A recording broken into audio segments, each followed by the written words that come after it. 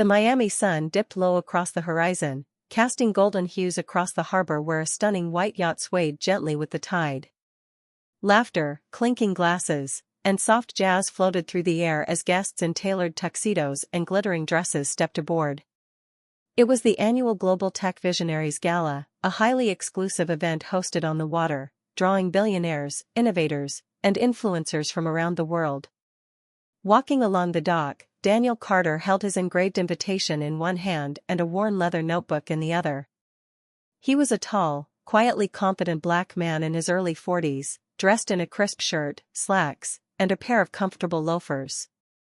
His demeanor was calm, almost humble, more like a professor than a tech magnate. As he approached the boarding steps, the hostess, a sharply dressed young woman named Madison, stepped in front of him with a perfectly trained smile that didn't quite reach her eyes.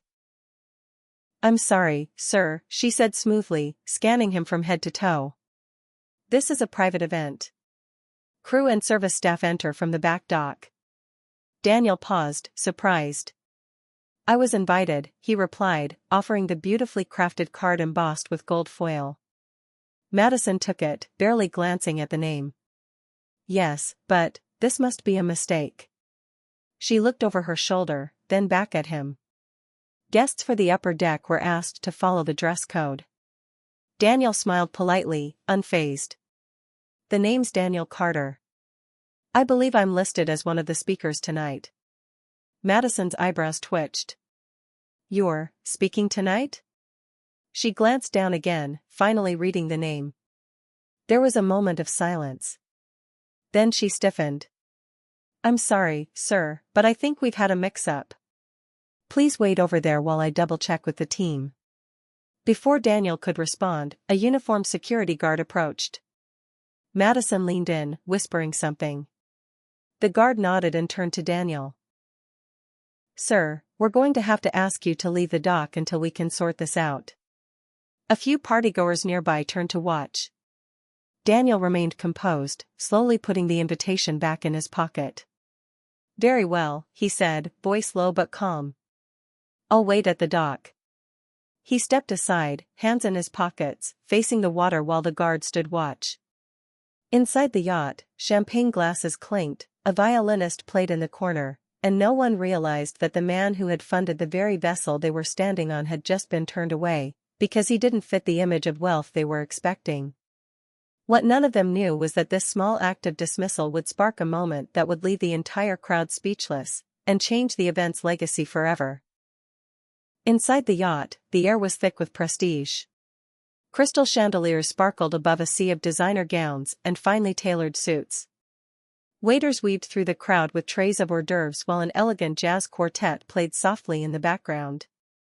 Guests were deep in conversations about stocks, Silicon Valley, artificial intelligence, and their next investments.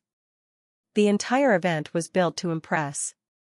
But amidst the glamour, one woman was looking around with growing confusion.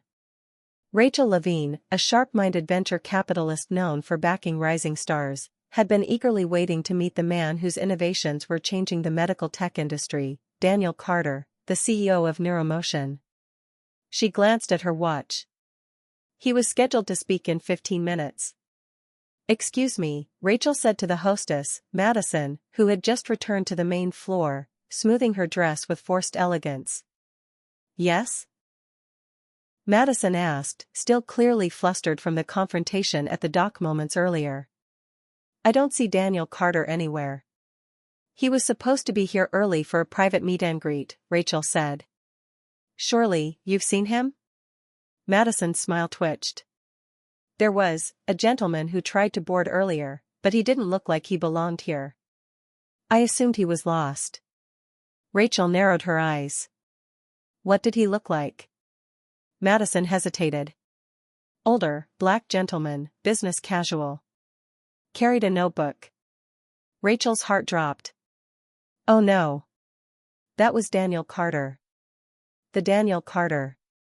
The music suddenly seemed louder, the room hotter. "What?" Madison gasped. "Wait, no. He didn't say, he." Before she could finish, Rachel spun on her heels and stormed toward the upper deck, grabbing the arm of the event coordinator. "You turned away your keynote speaker. Not just a guest, the owner of Neuromotion, the man who funded this entire gala. He paid for this yacht." The whisper spread like wildfire. People turned their heads. Conversations died mid-sentence. Forks were set down. The jazz music faltered and slowly stopped. A hush fell over the crowd like a wave. On the dock below, Daniel stood quietly, hands in his pockets, watching the calm water as if none of it mattered. He hadn't moved an inch. He didn't storm off. He didn't shout. That silence spoke volumes. Madison's heart pounded in her chest. Her mouth went dry. All the etiquette classes in the world hadn't prepared her for this level of disgrace. Without thinking, she bolted toward the stairs, nearly tripping over the hem of her designer dress. The yacht guests began to gather near the rails to watch. Phones came out. But this wasn't a scandal to exploit, it was a moment none of them could look away from. Because they all realized the truth. They'd ignored greatness, not because it was hidden, but because it didn't come dressed the way they expected. Madison hurried down the yacht steps, heels clacking against the polished surface, heart racing with panic. She reached the dock and found Daniel still standing there, serene, with the same calm presence he had arrived with. "Mr. Carter," she stammered, her voice shaking. I am so sorry. There's been a terrible misunderstanding." Daniel turned his head slightly, eyes cool but not unkind. "A misunderstanding?" he echoed softly. She swallowed. "I didn't realize. I mean, I should have checked the name. I judged by," she trailed off, realizing the full weight of her error. Daniel looked at her for a long moment, then offered a gentle but piercing smile. "By how I looked," he finished for her.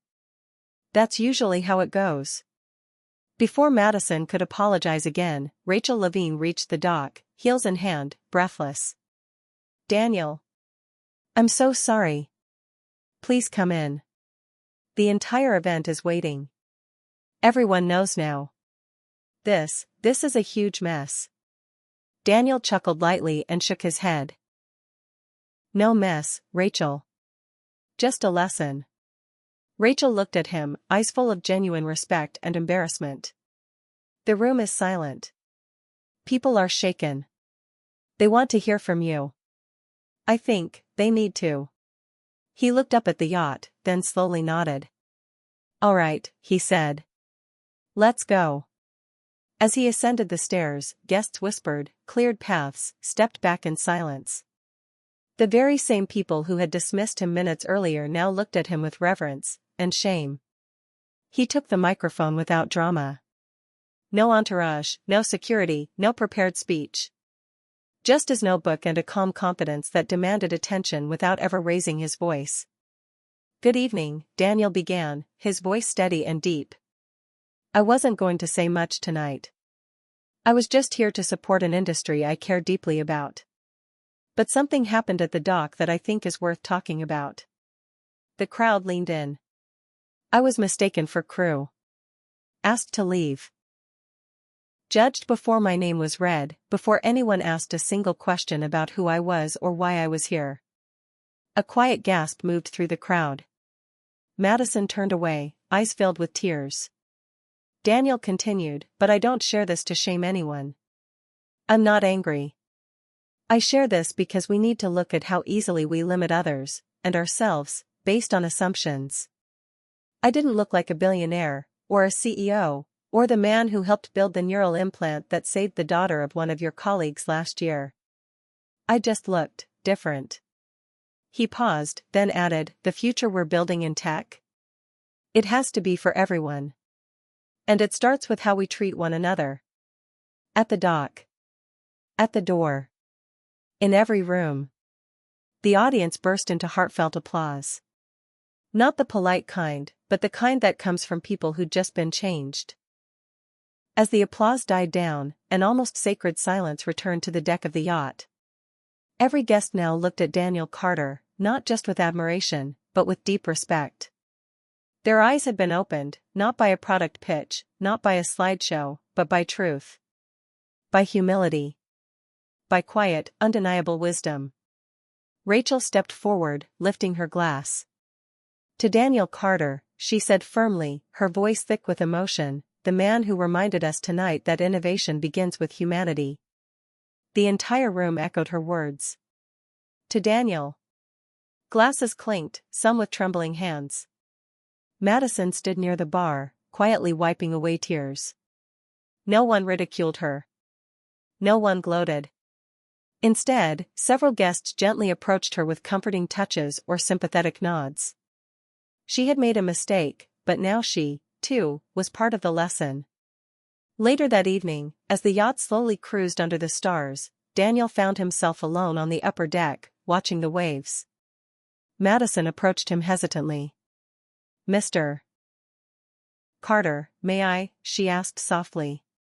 He looked at her, then nodded. She stood beside him for a moment, then spoke. "I judged you.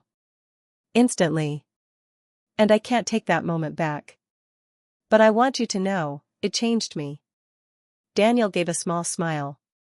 "That's all any of us can ask for, that we learn, and do better." She nodded, eyes glistening. "Thank you for being gracious. You could have left. You could have humiliated me in front of everyone, but instead, you taught us something we won't forget." Just then, a young intern, a nervous boy no older than 20, approached with a journal in hand. "Mr. Carter," he said, stammering slightly, I'm sorry to interrupt. I just wanted to say. I've read everything about you. You're the reason I got into biotech. Seeing you up there tonight, it meant the world to me. Thank you." Daniel reached out and shook the boy's hand. "Then keep going. The world needs more of us, people who look different, think different, and lead with heart." As the night wore on, the yacht was no longer just a party. It had become something else, a symbol of awakening. Guests who once spoke only about stocks now shared stories about second chances, personal growth, and humility. What began as an exclusive networking event had transformed into a moment of collective introspection. When the yacht returned to dock just before midnight, no one rushed to leave. They lingered, not for the luxury, but for the atmosphere of changed hearts and softened egos. And as Daniel Carter stepped off the yacht, a quiet understanding rippled through every soul he left behind. Greatness doesn't always wear a name tag. Sometimes, it waits patiently at the door. Until we're ready to truly see it.